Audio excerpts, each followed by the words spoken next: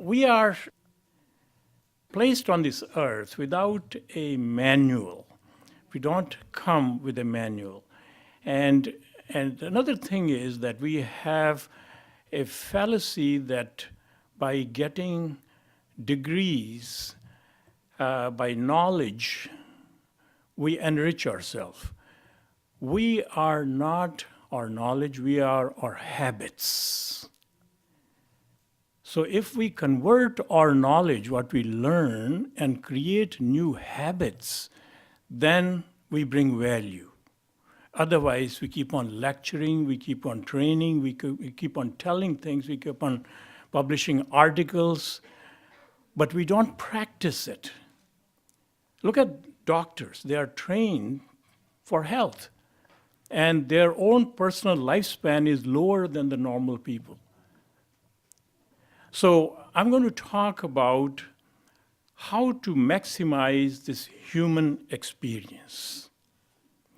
And the wisdom of that lies right in this word human. If you knew what HUMAN stood for, you can realign yourself to the maximum you, the most potentially gifted being which is present within you. So let me see if you can guess what is H stand for. Any guesses? I gave away the hint. Habits. Habits. So we are what our habits are. Our children do not copy what our parents tell us. They copy parents' habits. They are basically reflection of their habits. And then we keep on telling them, no, don't do this.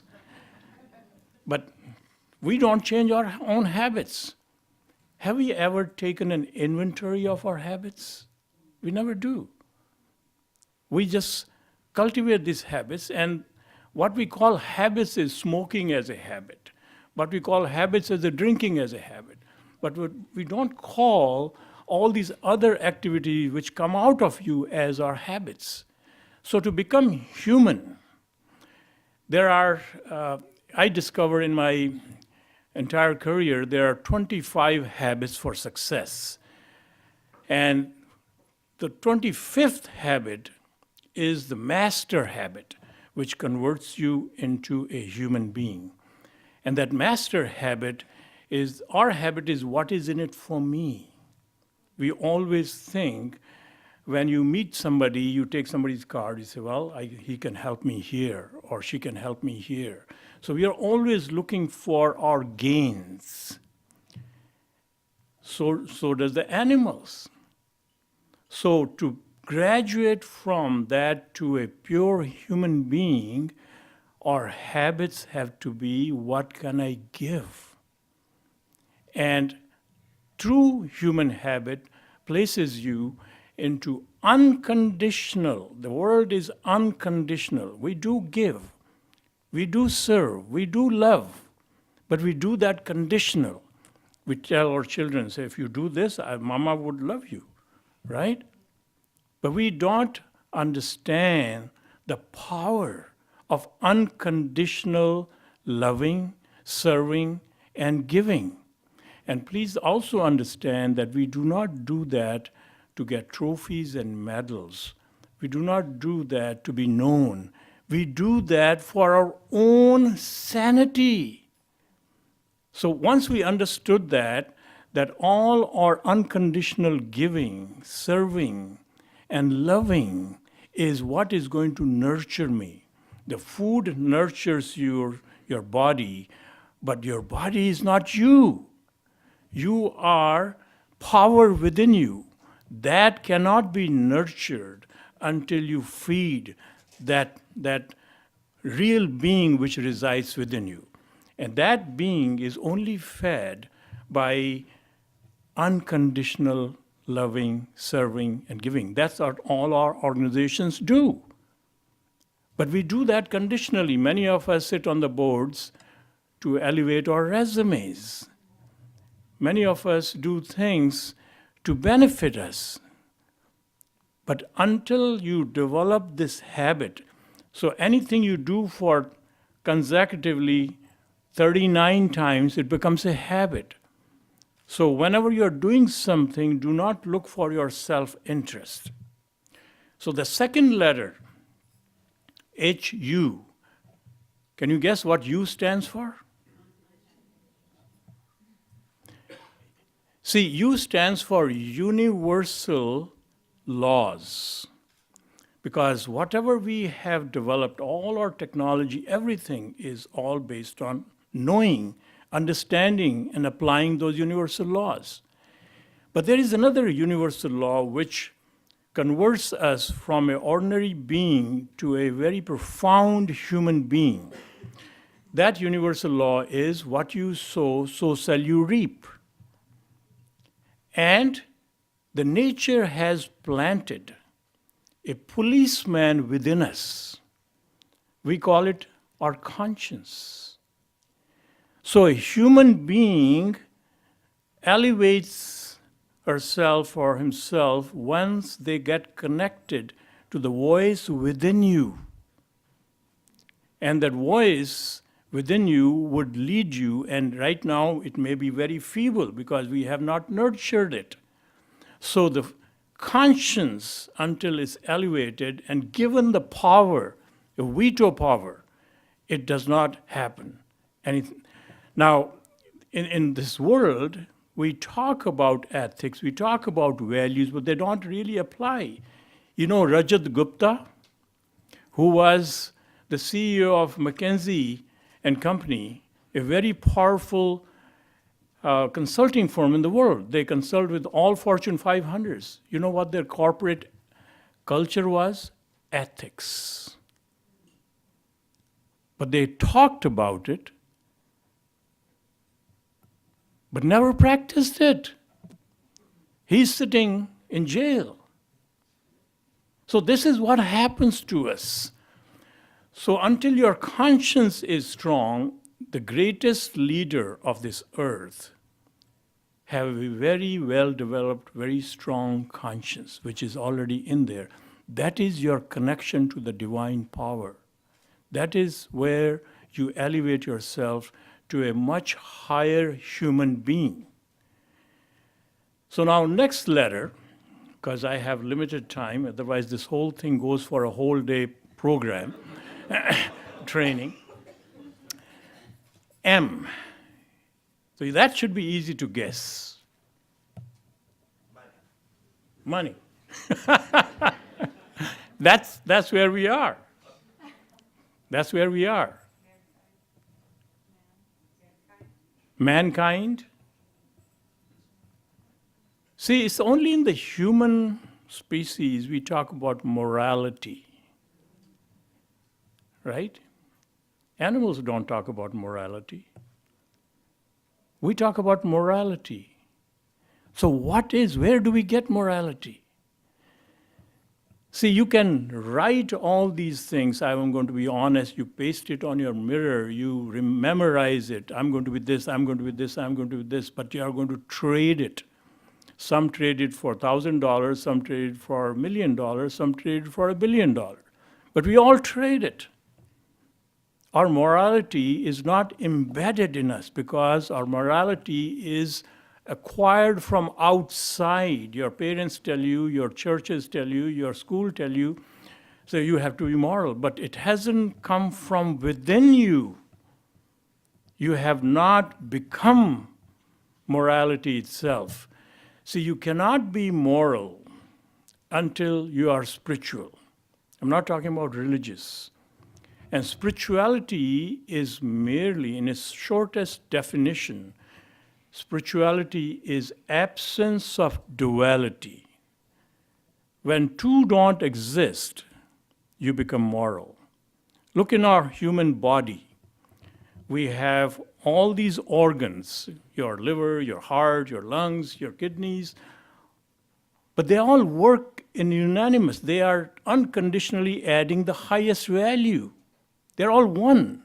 This body operates as one because none of these organs have their own agenda. There are 37 trillion cells in our body. And they serve this body. They sacrifice their very existence to fight diseases. But then, my friends, once in a while there comes a cell which has its own agenda. It destroys the very body it feeds. We call it a cancer cell. So when we are operating with our agenda, which does not add value to the bigger one or society, we are thinking like a cancer cell. You cannot be a human being with that mindset until you are doing everything for this bigger body. You have to sacrifice everything you have because you are not this human body. This human body is where you are placed. There is another way to understand this. You see, in a building, there are light bulbs, and they could be of different wattage. They could be manufactured by different companies. They could have different design. But when they are lit, when there is life in them, they have a live wire connection to the same power source. Similarly, my friends, when we are alive, you have a live wire connection to the same single source. If you are religious, you can call it God. If you are scientific, you can call it energy. Whatever you may call it, that is who you are. You are not this human body. And we are talking about diversities. We are talking about he's black or he's white or he's Asian, and they are all associated with our body, not us. We are all the same. We are the power within us. And when I die, my body is laying there. Nobody calls it that is Ratanjit. That's his body. So who is Ratanjit?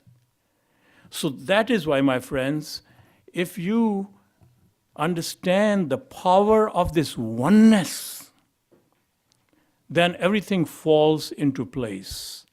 You are not a separate entity. You are not, although it is said, Einstein once said that we have this optical delusion that we are a separate being. And it is our personal responsibility that to understand this wisdom and get out of this self-imposed prison and comprehend the wisdom of oneness. That's Einstein said this. So all our understanding will fall into place. Things will begin to make sense once you understand that you are part of each other. And this human body, which is, I'm standing in front of you, my friends, this did not exist 4 or 5 years back. There was a totally different molecular structure, which I flushed it. And this is totally new. And so if we give this importance to this just human body, we are missing out the reality. The reality is that we are the power within us. Either we are the light bulb or the light within the light bulb. So who are you? That is very important. That's where the morality comes. Once you become moral based on that perception that we are all one, then how can you cheat? Your heart does not cheat, your lungs doesn't cheat, the body does not cheat itself. Your eyes, whatever they see, transform into your brain. Whereas if we line up 10 people, you say one thing at one end, the other end, it is changed already. Because we are not one. Now, next letter, once you are moral, A, H-U-M-A. Now, A is very powerful. If you have reached up to M, you are ready to become power source. A stands for abundance.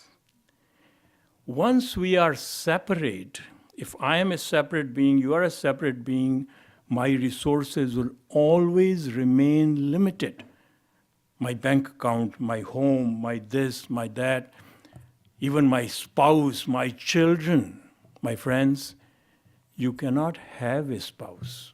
You can only be a spouse. You cannot have friends. You can only be a friend. So this understanding comes from this abundance.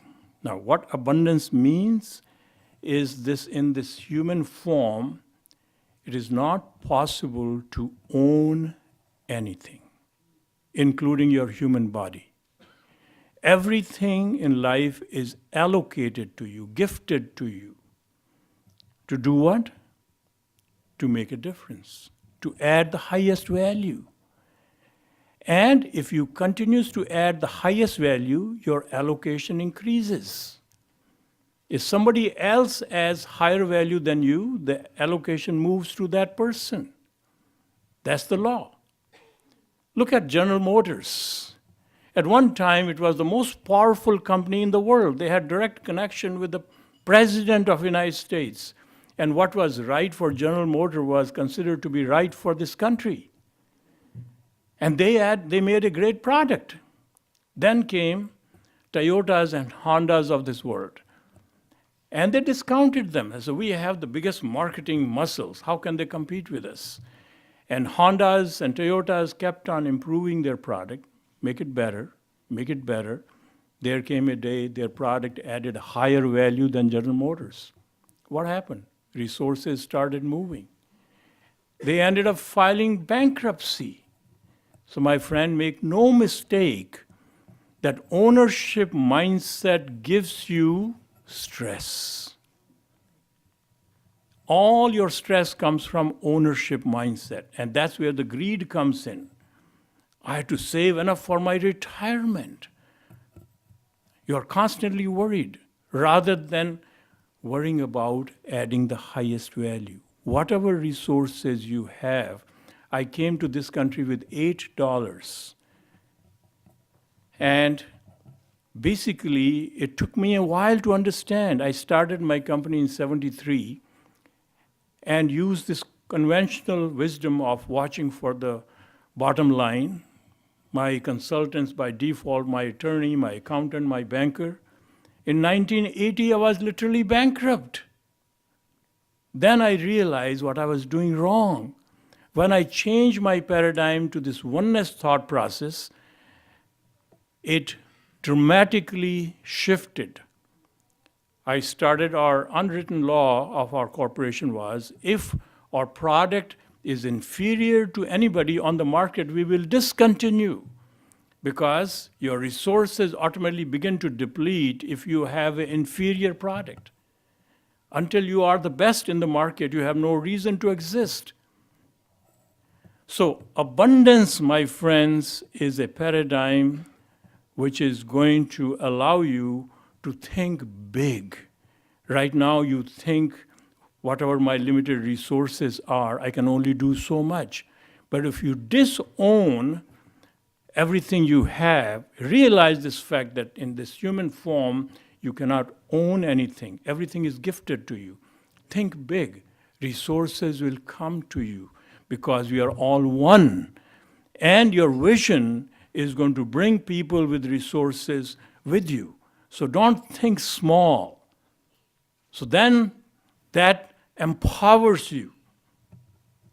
And the last, N.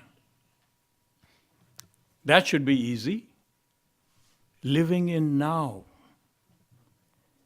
See, when you want to add value, the highest value, that is your purpose of life. In every confrontation, every situation, whether you are home, before you go home, before you knock on the door or open your door, understand that you are there to add value. You are there to serve. You are there to make a difference. You don't own your family. You don't own your son. You don't own your home. They are all given to you to practice what you are placed here to do, is to add the highest value. If you stay on that path, your stress disappears. Success becomes a byproduct. Anything you do, it becomes successful because you are only focusing on adding the highest value. That puts you into now because you're not worried about what happened in the past. You're not having alibis for your failures.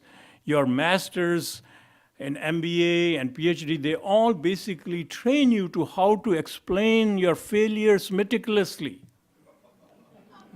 They don't teach you how to succeed.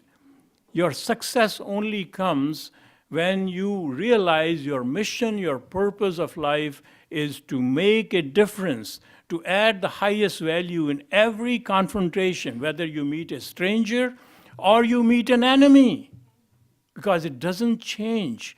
We are all part of one. I said, Ratanjit, other people are not going to practice. If I practice, I'll be taken advantage of. Well, if it is a part, other person is part of you, there's who is to take advantage of. And that is where you become a value-adding entity. Imagine in a corporation, if you are an entity which constantly think about adding value, if your boss is screaming at you, you are thinking, how do I add value? You will diffuse that anger. And you become a value-adding entity. Now, here is a key difference. Living in now converts you into a value-adding entity. We all do good. And we want trophies and medals for that. We blast our name on the buildings when we give little money. My dear friends, your true value comes when you become goodness itself. See, sun does not give you heat or light. It is light. If you see the psychology of the universe, which has made you, which has made everything around you, you bring a rose plant, plant it in your backyard, nurture it. One day, it blooms. It gives a beautiful rose. This rose bush has succeeded in giving you this rose. But does it keep its success, its fragrance, its beauty to itself? Does it discriminate when a criminal comes or a saint comes? And when you pluck it, it gives you more. You are placed here to create successes, not to hold on to successes. You are placed here to add value, highest value. But you cannot do that till you become a value-adding entity itself, until you become goodness itself. So ultimate or human, if we become a true human, we are basically a highest value-adding entity. We become goodness itself. We don't need any trophies or medals for that. Does your hand need any trophies or medals? See, in oneness, you have to realize, if I have an itch on my nose, my finger goes and relieves me of that itch. Now, if I have an itch on my hand, do I expect my nose to come and relieve me? That's what we are doing. In oneness, you keep on serving, and somehow you will be taken care of. Stop worrying about what is going to happen to you. Just become a value-adding entity. Your life automatically falls into place, and your body chemistry falls into place. You become healthier in that thought process. The whole scene changes, and you finally become a human being. Thank you.